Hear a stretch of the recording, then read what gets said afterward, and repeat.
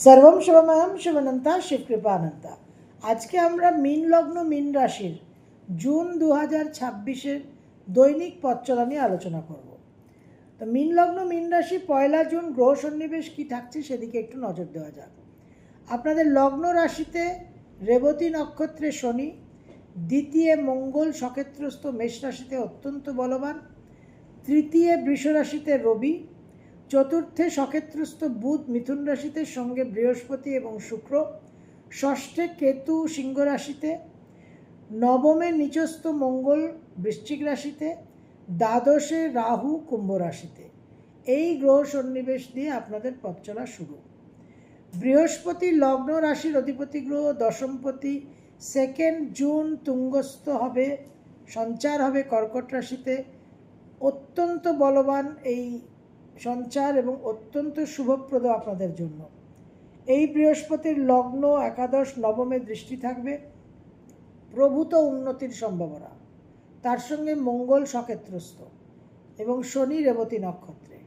বৃহস্পতির বেস্ট রেজাল্টসের জন্য নির্দিষ্ট বিষ্ণু সহস্রনামের শ্লোক পাঠ করবেন, তার জন্য আলাদা ভিডিও করা আছে, দেখে নেবেন। রেবতী নক্ষত্রে শনির জন্য অতি অবশ্যই গায়ত্রী মন্ত্র।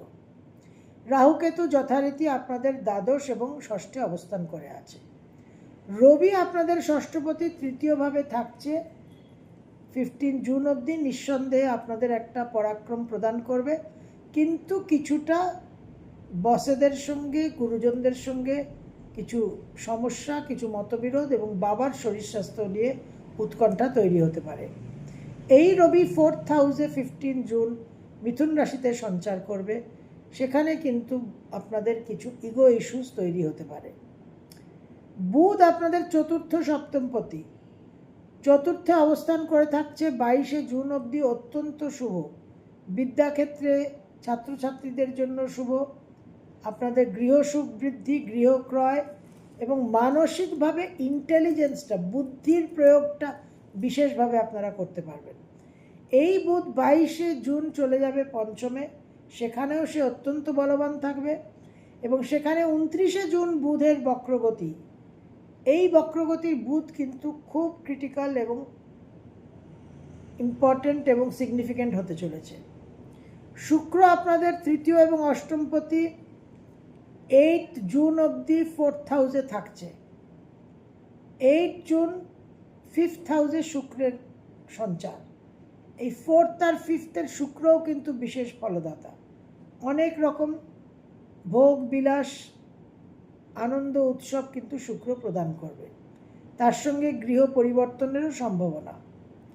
মঙ্গল আপনাদের দ্বিতীয় এবং নবমপতি 21 জুন অবধি বিশেষভাবে শক্তিশালী অবস্থায় দ্বিতীয়ভাবে অবস্থান করে প্রভূত আর্থিক উন্নতির জায়গা তৈরি করবে, কিন্তু তার সঙ্গে বাক সংযম ইজ ভেরি ভেরি ইম্পর্ট্যান্ট।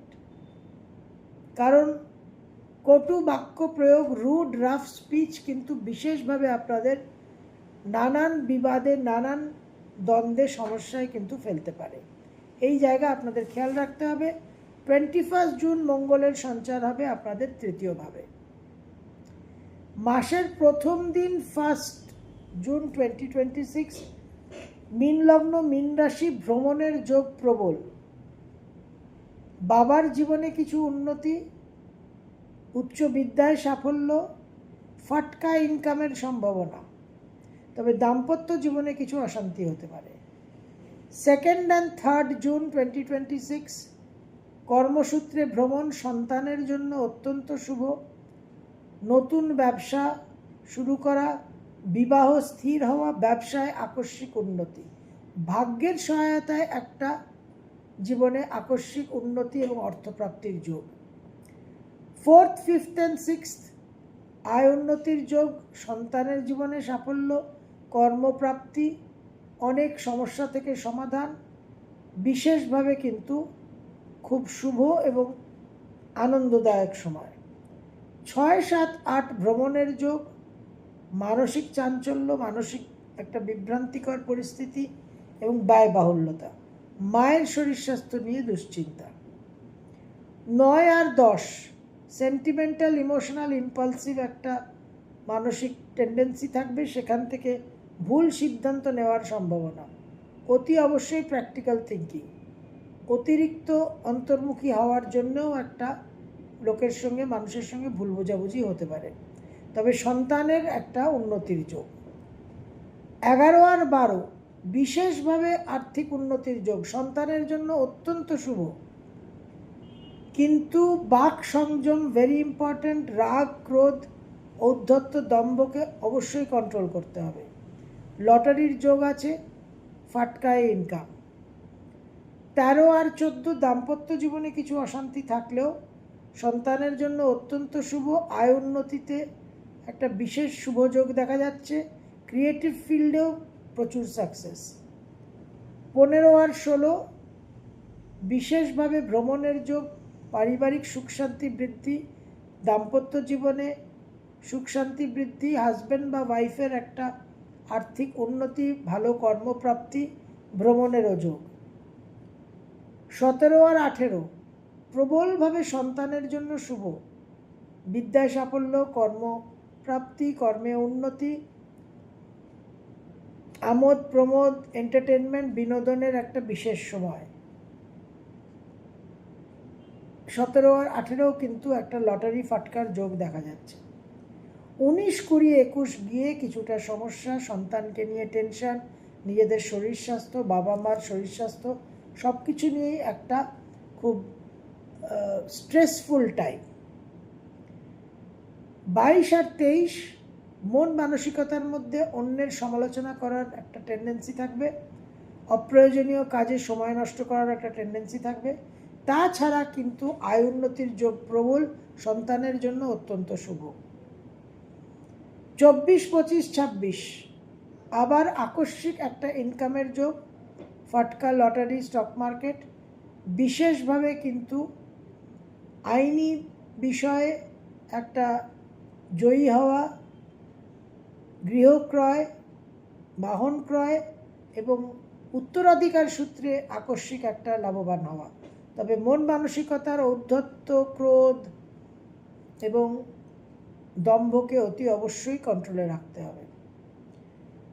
27 আর 28 দূরভ্রমণের সম্ভাবনা, বিদেশের যোগাযোগ, সন্তানের জন্য অত্যন্ত শুভ, কর্ম পরিবর্তন, নানানভাবে বাবার জীবনে উন্নতি এবং